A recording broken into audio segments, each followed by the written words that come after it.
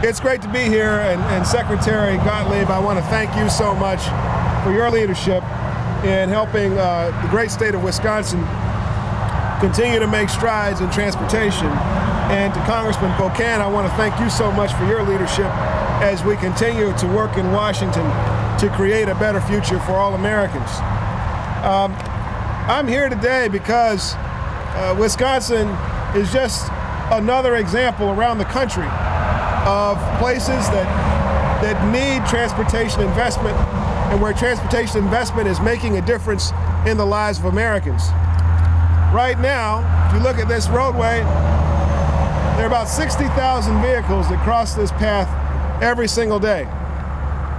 What may not be as visible to you is the fact that as time goes on, we're going to actually see a doubling of the traffic in this corridor by 2040. Now, what that means is that if you're stuck with the same capacity then that you have now, you'll have longer travel times, longer commutes, more congestion, worse air quality, and on down the list. And by the way, to expand that capacity will be so much more expensive in 2040 than it is today. More than 100,000 vehicles will need to travel this road by 2040. And let's face it now, the road isn't up to task for that type of volume. The I-39/90 was designed way back in the early 60s, before the U.S. Department of Transportation even existed. And it has served well this community, but clearly the expansion needs to continue. So it's good news that this community has looked ahead and crafted a plan so this road will be able to serve the next generation. Your plans call for expanding I-39/90 from 4 lanes to 6, expanding one key segment to 8 lanes, and reconfiguring 11 interchanges as well. Now, that's a lot of work. And the folks back here on these technical teams know that there are a whole lot of steps involved in getting all that done. And so none of it will be quick, but it will be worthwhile. When the project is done, the highway will connect the 350,000 people who live in this area to almost 11,000 businesses up and down the corridor. Now, this is an example of what we at USDOT are proud to be supporting, because up to half the money for this project could come from federal funding. But we're also concerned.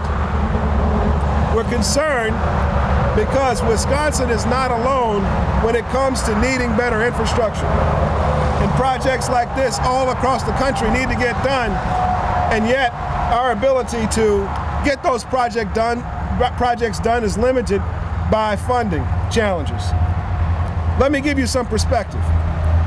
The highway expansion you're working on here will take 7 years to build, but the federal funding for all transportation will run out in about 7 months. Congress's funding bill will expire next May, right at the start of construction season. And I know, Mr. Secretary, you know that in states like Wisconsin that have, I've heard you get a little snow up here, but when you have that kind of winter, you have an even shorter construction season than some of the states in warmer weather areas. And yet, sometimes the blueprints for these projects that would fix the problems that we know are out there in our country are never even drawn up because of the lack of federal funding. That is to say that if you have a project that takes 7 years, many states aren't even doing what you're doing by taking it on now. Some states are just not even planning because they don't know where the federal government's going to be. That's going to make tackling our national infrastructure deficit even harder. So all of this is why last spring our department sent Congress a proposed transportation funding bill, and we call it the Grow America Act. And I will shamelessly say that here in Wisconsin, you can refer to it as the Grow Wisconsin Act. It's a bill that would provide $302 billion of funding over 4 years to improve our nation's infrastructure. It would boost all modes of transportation, including highways, which would see a 22% overall increase, meaning more money for roads and bridges right here in Wisconsin. Would increase transit by 70% to help fast-growing parts of your state provide better mobility choices for their communities. It would also help expand passenger rail by putting $19 billion in a dedicated fund to expand passenger rail, and it would also promote more regional focus by providing direct money to MPOs that have worked with their regions to build a project list that will expand economic opportunity. The bill contains smart policies too, like streamlining the permitting process so we can build projects faster, or investing in our freight network so we can seamlessly link our highways to our railways and our railways to our ports. And by the way, it's all totally paid for, and it would not add to the deficit. So it would seem like something we should all get behind. Urban and rural, Republican and Democrat, all over the country, we should be working to get this bill done. Well, the reality is that some members did get behind it. I want to applaud Congressman Pocan for being such a strong supporter of transportation funding. But we need more folks like Congressman Pocan in Washington, folks across the political spectrum who get this in their heart and soul and who know that this country needs to continue building a great infrastructure system just like the one we all inherited. And so we as Americans need to speak up to tell our Congress that improving transportation infrastructure is not a Democratic or Republican issue. It is an American issue. It is an issue of vitality. It is an issue of jobs. It is an issue of building communities, and it is an issue of building for the future. Without a long-term bill that not only boosts transportation but provides the important policy changes that will help us streamline projects and move our country forward, projects like this one could be delayed or perhaps never get completed.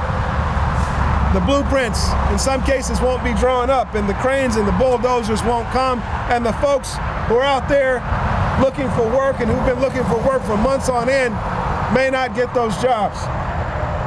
Instead, the same infrastructure we have now, much of it half a century old, just like this road, will get older and crumble away, causing more traffic, more wear and tear, more crashes, and more injuries.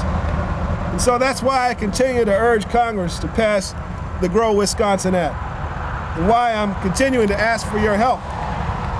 I ask you to call your members of Congress and ask them to join Congressman Pocan and increase our long-term investment in transportation, and explain to them in concrete terms what it means to you.